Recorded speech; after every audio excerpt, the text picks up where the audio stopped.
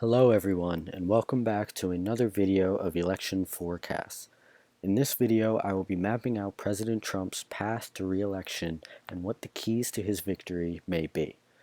To begin, I will be using the Electoral College map that we analyzed in the previous video as our prediction for the election results 60 days out.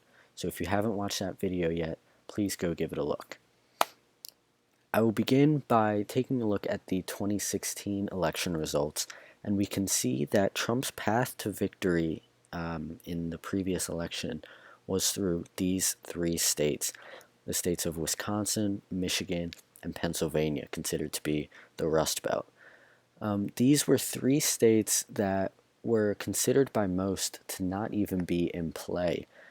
Many had Trump's path to victory through states like Nevada, Colorado, New Mexico, and up here, New Hampshire and Maine as a whole. That's what many projected Trump's victory to be, if he were to win. However, he spent a lot of time campaigning in this area, and he put a lot of advertisements in this area, making it clear that he believed his path to victory was through the Rust Belt, and he was correct and he was successful in doing so. So if we go back to our 2020 predictions as of right now, you can see that he has a lot of work to do.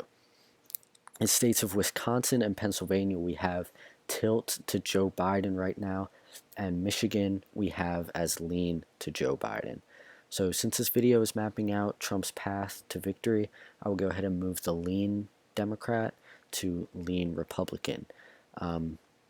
These are two states that he won in 2016, Michigan being a complete shock. He was not expected to win this at all, but he did. We have it as tilt right now, so we'll go ahead and move this to tilt Republican in this scenario, and Pennsylvania as well. I will leave Michigan as blue for now, and I'll come back to it as why it may or may not be that important in his re-election bid. Now, another state that was very important to Trump's victory in 2016 was the state of Florida, considered to be his second home. He won this state by just over 1 percentage point, and this year he has a slight advantage being the incumbent candidate, as Florida generally votes for the incumbent. That, along, like I said, with it being his second home, makes it a very clear possibility that Trump will keep this state. And I think in most predictions for Trump winning this election in 2020, most of them have Florida staying to Donald Trump, so I will move that there for now. And as you can see, just that alone already puts him above the 270 mark, and that alone would win him the presidency. Even losing Michigan, losing Arizona, just by winning these three states, he can win it. Now, Pennsylvania, in my opinion, is going to be the single most important state in this election. I believe that whoever wins the state of Pennsylvania will win the election. And you can see already both candidates have spent a lot of time in this state, both trying to win it over. Because it is vitally important with its 20 electoral votes, it could set either one over the 270 mark. Now, onto the state of Michigan. Michigan is another state that was a very big surprise to many as it went to Donald Trump in 2016. Right now we have it as a lean Democrat because the polling suggests that he is not doing as well this year than he was in 2016. Many people in Michigan don't approve of the work he's done in his first term. His disapproval rating is pretty high in this state. And for this reason, there's a very good possibility that it could flip and go back to the Democrats.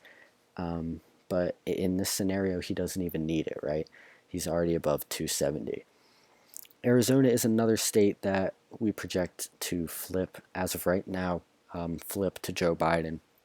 And that is because Joe Biden is up 4 percentage points right now in the polling. And this was a state that Trump did very well in 2016, even in the polls. And this is an area, the Southwest specifically, that Republicans tend to be oversampled. So the fact that Trump is losing in the polls in an area where Republicans are oversampled to begin with, that suggests that it is going to flip to Joe Biden, and I'm going to leave it there. But again, Pennsylvania is the most important state in this election. That is my key to victory for Donald Trump, along with keeping Florida, and then he will need to win another one of the Rust Belt states, because if Wisconsin were to go to Joe Biden, it is a tie. So these two states being the key, and the path to his victory will be through at least half of the Rust Belt states. Now, since we've gone over that, I'm going to now give my prediction. If Trump were to win in 2020, what would that map look like, in my opinion? We'll start with Arizona. For the reasons I just mentioned, I believe Arizona will go to Joe Biden. Even in a Trump victory, Arizona will flip to Joe Biden. Obviously, Florida is an important state to his victory, and that will always be the case. If Trump wins, it will be with Florida, along with Pennsylvania as well. Michigan, he's not doing very well in the polls as of right now.